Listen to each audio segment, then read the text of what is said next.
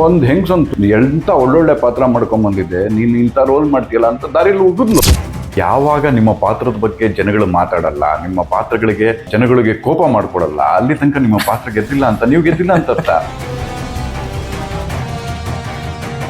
ನಾವ್ ಏನಾದ್ರೂ ಅಲ್ಲಿ ಕೆಟ್ಟದಾಗಿ ನಡ್ಕೊಂಡು ನಮ್ಮ ಬಿಹೇವಿಯರ್ ಕೆಟ್ಟದಾಗಿತ್ತು ಅಂತಂದ್ರೆ ನೀವ್ ಹೇಳ್ದಂಗೆ ಪಸರ ಆಗ್ಬಿಡೋದು. ಅಂತಂದ್ರೆ ಯಂಗ್ ಜನರೇಷನ್ಗಳಿಗೆ ಯಾರು ಬಂದಿರ್ತಾರೋ, ಅವರು EP ಆಗಿ ಬಂದಿರ್ತಾರೆ ಅಥವಾ ಇನ್ಯಾರೋ ಚಾನಲ್ ಅವರು ಬೇರೆ ಬೇರೆ ಊರಿಂದ ಟ್ರಾನ್ಸ್ಫರ್ ಆಗಿ ಬಂದಿರ್ತಾರೆ, ಅವ್ರಗಳಿಗೆ ನಮ್ಮ ಪರಿಚಯ ಇರಲ್ಲ, ನಾವು ಹೇಗೆ ಮಾಡ್ತೀವಿ ಅನ್ನೋದು ಗೊತ್ತಿರಲ್ಲ. ಇವ್ರ ಹತ್ರ ಇಲ್ಲಿರೋರ ಹತ್ರ ಮಾಡಿಸ್ಬೋದು ಅನ್ನೋದು ಒಂದು ಸಣ್ಣ ಐಡಿಯಾ ಇಲ್ದಿರೋದು ಅಷ್ಟೇ.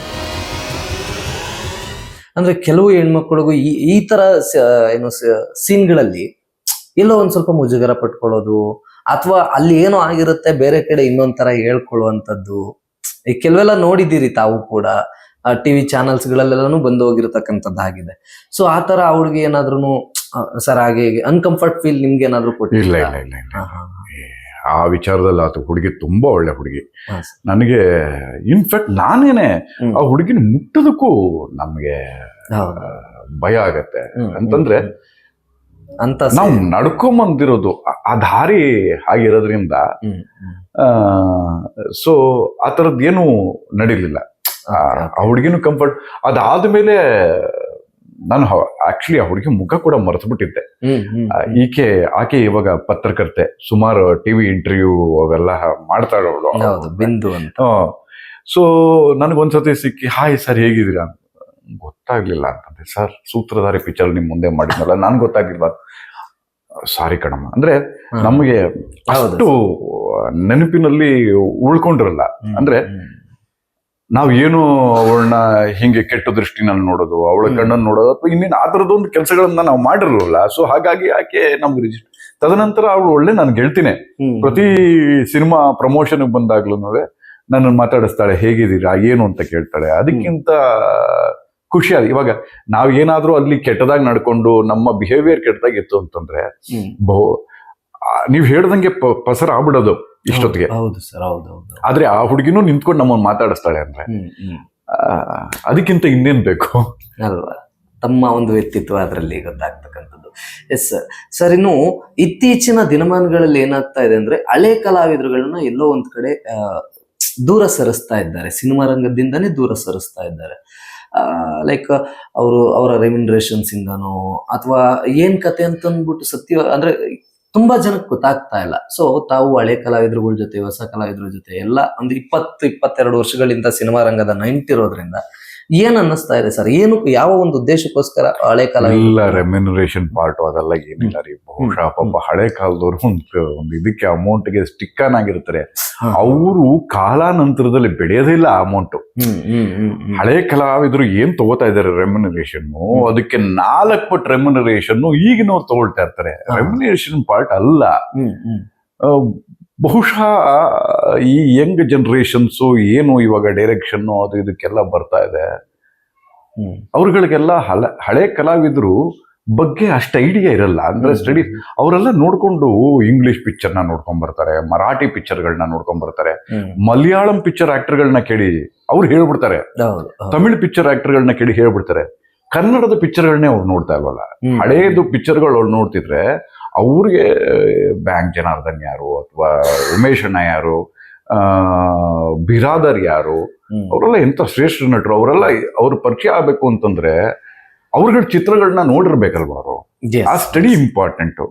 ಈಗಲೂ ನಾನು ಕೆಲವೊಂದು ಚಾನಲ್ಸ್ಗಳಲ್ಲಿ ನನ್ಗೆ ಯಾವ್ದಾದ್ರು ಒಂದು ಸೀರಿಯಲ್ ಅದು ಇದಕ್ಕೆ ಅವಕಾಶಗಳು ಕೇಳಿದಾಗ, ನಾವು ಇಷ್ಟು ವರ್ಷ ಮಾಡ್ಕೊಂಬಂದಿದೀವಿ, ನಾವು ಕೊಡ್ಲೇಬೇಕಾಗತ್ತೆ ಇದನ್ನ, ಆಡಿಷನ್ನು ಅಥವಾ ಇದ್ರ ಶೂಟು ಅಂತ ಮಾಡ್ಲೇಬೇಕಾಗತ್ತೆ.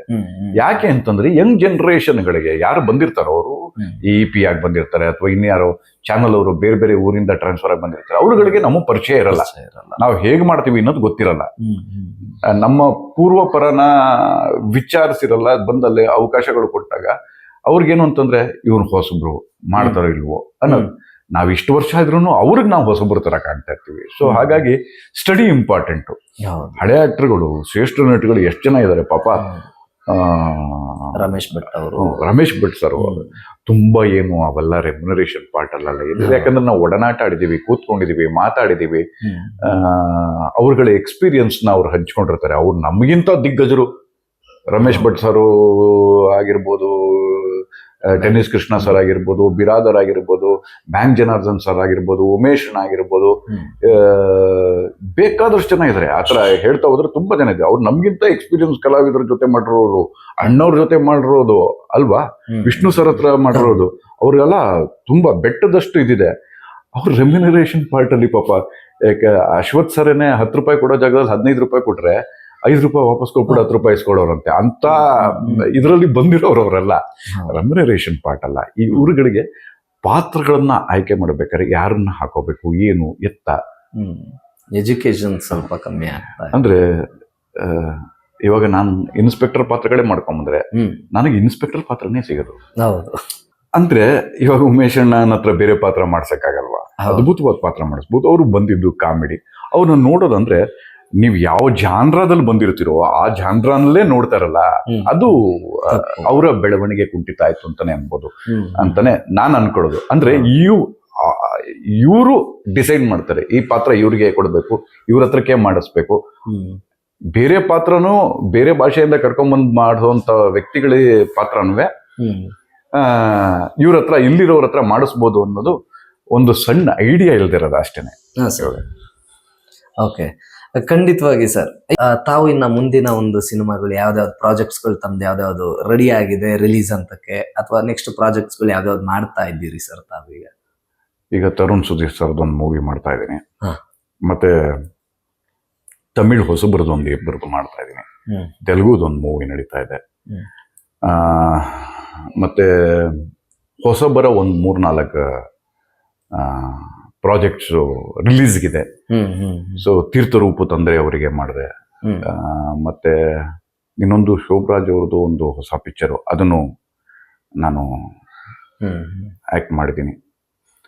ಸೊ ವೇಟಿಂಗ್, ಇನ್ನೂ ನಂದು 20 ಪಿಕ್ಚರ್ ಏನೋ ಹೆಚ್ಚು ಕಮ್ಮಿ ಬರಬೇಕು ಈಗ ರಿಲೀಸ್ಗೆ ಇದೆ. So waiting.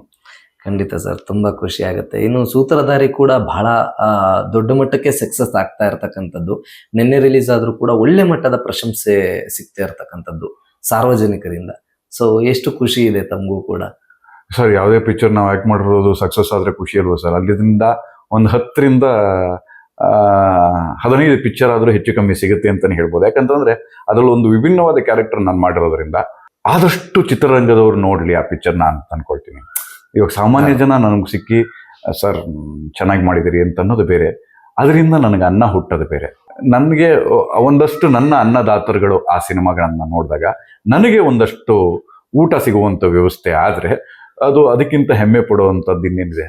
ಮತ್ತೆ ನನಗೆ ನವರಸನ್ ಅವರು ಬೇರೆ ಅಲ್ಲ. ನವರಸನ್ ಅವರು ಸ್ಟಾರ್ಟಿಂಗ್ ಎಲ್ಲ ಮಾಡಿರುವಂತಹ ಪ್ರಾಜೆಕ್ಟ್ ಅಲ್ಲೂ ನನ್ನನ್ನು ಮಾಡ್ಕೊಂಡ್ ಬಂದಿದ್ದಾರೆ. ಅವರು ಒಬ್ಬರು ಅನ್ನದಾತ್ರೆ. ಅವರ ಬೇರೆ ಅನ್ನದಾತರುಗಳು ಮಹಾಜನಗಳು ಎಲ್ಲ ನೋಡಿ ಆ ಪಿಕ್ಚರ್ನ ಗೆಲ್ಸಿ ನವರಸನ್ ಅವರು ಏನು ಬಂಡವಾಳ ಹಾಕಿದಾರೋ ಅದನ್ನು ತುಂಬಿಕೊಳ್ತು ಅಂತಂದ್ರೆ ಬಹುಶಃ ನವರಸನ್ನ ಇನ್ನೊಂದು 4-5 ಪಿಕ್ಚರ್ ತೆಗಿತಾರೆ. ಅದ್ರ ಜೊತೆಗೆ ಇನ್ನು ಮಿಕ್ಕಿದವ್ರು ಯಾರಿದಾರೋ ಅವರು ಒಂದೊಂದು ಚಿತ್ರಗಳ ಅವಕಾಶ ಕೊಟ್ರು ಅದಕ್ಕಿಂತ ಭಾಗ್ಯ ಇನ್ನೇನಿದೆ. ಆದಷ್ಟು ಆ ಸಿನಿಮಾನ ಥಿಯೇಟರ್ ಬಂದು ನೋಡಿ, ಎಲ್ಲ ಕಡೆ ಒಳ್ಳೆ ಟಾಕ್ ಇದೆ. ಮತ್ತೆ ಇದರಲ್ಲಿ ಬುಕ್ ಮೈ ಶೋನಲ್ಲಿ 9.9 ರೇಟಿಂಗ್ಸ್ ಇದೆ. ನೀವು ಅಂದ್ರೆ ಹುಡುಗರುಗಳಿಗೆ ಬೇಕಾಗಿರೋದು ಸ್ಟಾರ್ಟಿಂಗ್ ಅಲ್ಲಿ ಇಂಟರ್ವೆಲ್ ಪಾಯಿಂಟ್ ತನಕ ಹುಡುಗರುಗಳೇ ಎಂಜಾಯ್ ಮಾಡುವಂಥದ್ದಿದೆ. ಇಂಟರ್ವೆಲ್ ಪಾಯಿಂಟ್ ಆದ್ಮೇಲೆ ಒಂದು ಸ್ವಲ್ಪ ದೊಡ್ಡವ್ರು ಕೂತ್ಕೊಳ್ಳೋ ನೋಡೋದು ಇದೆ. ಎಲ್ಲಾ ತರದ ಮಸಾಲೆ ಇರುವಂತ ಚಿತ್ರ. ಒಳ್ಳೊಳ್ಳೆ 2 ಸಾಂಗ್ ಇದ್ರು ಸೂಪರ್ ಡ್ಯೂಪರ್ ಹಿಟ್ ಸಾಂಗ್ ಇದೆ. ದಯವಿಟ್ಟು ಚಿತ್ರಮಂದಿರಕ್ಕೆ ಬನ್ನಿ, ನಮ್ಮ ಸೂತ್ರಧಾರಿ ಪಿಕ್ಚರ್ನ ನೋಡಿ ಚಿತ್ರವನ್ನ ಗೆಲ್ಲಿಸಿ ನಮಗೆ ಒಂದಷ್ಟು ಅವಕಾಶಗಳು ಸಿಗೋ ಹಾಗಾಗ್ಲಿ ಅಂತ ಕೇಳ್ಕೊತೀನಿ. ಎಸ್ ಸರ್, ಇನ್ನೊಂದು ಕ್ವಶನ್ ಸರ್. ಇದು ಅಂದ್ರೆ ಏನಂತಾರೆ, ಫನ್ ಆಗಿ ತಗೊಳ್ಳಿ ಇದನ್ನ.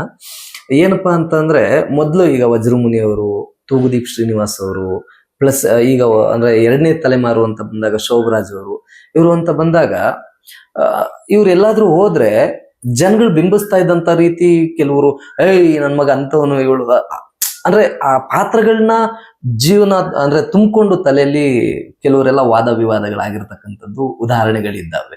ಸೊ ತಮ್ಮ ಒಂದು ಪಾತ್ರಗಳ ಬಗ್ಗೆ ಅಂದ್ರೆ ಅದಕ್ಕೆ ಪರಿಪೂರ್ಣವಾದಂತ ಜೀವ ತುಂಬಿದಾಗ ಮಾತ್ರನೇ ಜನಗಳು ತಲೆಗೆ ಹಾಕೊಳ್ಳುವಂಥದ್ದು. ಸೊ ಈ ಒಂದು ಸೂತ್ರಧಾರ ಅಂತ ತಗೊಂಡಾಗ ಕೂಡ ಪರಿಪೂರ್ಣವಾಗಿ ತಲೆಗೆ ಹಾಕೊಂಡಿರ್ತಕ್ಕಂಥದ್ದು ಅಂದ್ರೆ ಪರಿಪೂರ್ಣ ತಲೆಗೆ ಹೋಗ್ತಕ್ಕಂಥದ್ದು ಜನರಿಗೆ ನೋಟಿಸ್ ಆಗತ್ತೆ. ಸೊ ಮುಂದಿನ ದಿನಗಳೆಲ್ಲ ಆ ತರ ಏನಾದ್ರು ಆ ಥರದಾದ್ರೂ ಒಳ್ಳೇದಲ್ವಾ, ಒಬ್ಬ ನಟ ಗೆದ್ದಂಗಲ್ವಾ. ಅಲ್ಲ ಸರ್, ಹಂಗ ಹೋದಾಗ ಎಲ್ಲಾರು ನೀನ್ ಹಂಗ್ ಮಾಡಿದೆ. ಈಗ ಮೊನ್ನೆನೂ ಕೂಡ ತಾವ್ ನೋಡಿದ್ರಿ, ತೆಲುಗು ಇಂಡಸ್ಟ್ರಿಲಿ ಯಾರೊಬ್ರು ಹೊಡೆಯೋದಕ್ ಹೋಗ್ಬಿಟ್ಟಿದ್ರು, ರಾಮಸ್ವಾಮಿ, ಎನ್ ಟಿ ರಾಮಸ್ವಾಮಿ ಅವರು ಹೊಡೆಯೋದಕ್ಕೆ ಹೋಗಿದ್ರು. ಹೌದೌದು. ಅಲ್ಲಿಗೆ ಆ ಪಾತ್ರ ಗೆಲ್ತು ಅಂತ. ಸರ್, ಯಾವಾಗ ನಿಮ್ಮ ಪಾತ್ರದ ಬಗ್ಗೆ ಜನಗಳು ಮಾತಾಡಲ್ಲ, ನಿಮ್ಮ ಪಾತ್ರಗಳಿಗೆ ಜನಗಳಿಗೆ ಕೋಪ ಮಾಡ್ಕೊಡಲ್ಲ, ಅಲ್ಲಿ ತನಕ ನಿಮ್ಮ ಪಾತ್ರ ಗೆದ್ದಿಲ್ಲ ಅಂತ, ನೀವು ಗೆದ್ದಿಲ್ಲ ಅಂತ ಅರ್ಥ. ನೀವು ಗೆದ್ದಿದ್ದೀರಾ ಅಂತ ನಿಮ್ಗೆ ಗೊತ್ತಾಗದೆ ಯಾವಾಗ. ಒಬ್ಬ ಹೆಂಗ್ಸ್ ಹೊಡಿಬೇಕು ಸರ್, ಒಬ್ಬ ಹೆಂಗ್ಸ್ ಬೈಬೇಕು. ಸಾಮಾನ್ಯ ಜನನು ಅಲ್ಲಿ ನೋಡೋ ಲೋಫರು, ಇವನು ಹೆಣ್ಬಾಕ ಪಿಕ್ಚರ್ ಅಲ್ಲಿ ಅಂತ ಅದು ಇದು ಏನೋ ಅಂತ ಹೇಳ್ಬೇಕು. Sir, thank you sir. Sir, ಆ ಪಾತ್ರ ಮಾಡಬೇಡಿ ಅಂತ ಹೇಳ್ತಾರೆ. ಇವಾಗ ನಾನು ಯಾವುದೋ ಒಂದು ನೆಗೆಟಿವ್ ರೋಲು ಒಂದಷ್ಟು ದಿನದ ಹಿಂದೆ, ವರ್ಷಗಳ ಹಿಂದೆ, ಚರಣದಾಸಿ ಅನ್ನೋ ಒಂದು ಸೀರಿಯಲ್ ಅಲ್ಲಿ ಮಾಡಿದ್ದೆ. ಡ್ರಗ್ ಸಪ್ಲೈ ಮಾಡೋ ಪಾತ್ರ. ಒಂದ್ ಹೆಂಗ್ಸಂತೂ ನೆಮ್ಮದಿಯಾಗಿ ಚೆನ್ನಾಗಿದೆ, ಎಂತ ಒಳ್ಳೊಳ್ಳೆ ಪಾತ್ರ ಮಾಡ್ಕೊಂಡ್ ಬಂದಿದ್ದೆ, ನೀನ್ ಇಂಥ ರೋಲ್ ಮಾಡ್ತೀಯಲ್ಲ ಅಂತ ದಾರಿಲಿ ಉಗಿದ್ಲು. ನನಗೆ ಆ ಟೈಮಲ್ಲಿ ಮುಜುಗರ ಆಯ್ತು. ಆದ್ರೆ ಒಂದ್ ತರದಲ್ಲಿ ಖುಷಿನೂ ಆಯ್ತು. ಯಾಕಂತಂದ್ರೆ ಆ ಪಾತ್ರ ಗೆಲ್ತು. ಹೌದು. ಆ ಇನ್ಸ್ಪಿರೇಷನ್ ಅಂದ್ರೆ ಜನಗಳು ಅದನ್ನ ಮನಸ್ಸಿಗೆ ತಗೊಂಡಿದಾರಲ್ಲ, ಮನಸ್ಸಿಗೆ ತಗೊಂಡು ನಮಗೆ ಬೈಯೋದು ಒಂಥರ ಖುಷಿನೇ. ಏನಾದ್ರೂ ಒಂದಾಗ್ಲಿ ಸರ್ ಜೀವನದಲ್ಲಿ, ಇಲ್ಲ ಬೈರಿ, ಇಲ್ಲ ಹೊಗಳ್ರಿ, ಇಲ್ಲ ಏನಾದ್ರೂ ಸೂಪರ್ ಆಗಿತ್ತು ಅಂತ ಹೇಳಿ ಏನಾದ್ರೂ ಒಂದಾಗ್ಲಿ, ಆಗ್ಬೇಕಲ್ವಾ, ಆದ್ರೇನೆ ಮಜಾ ಇರೋದು. ಸೊ ಆ ಥರದೊಂದು ಬಂದ್ರೆ ನಾನು ಮೊದಲನೇ ಸತಿ ನಿಮ್ಗೆ ಫೋನ್ ಮಾಡಿ ಹೇಳ್ತೀನಿ ಥ್ಯಾಂಕ್ ಯು ಸರ್ ಅಂತ.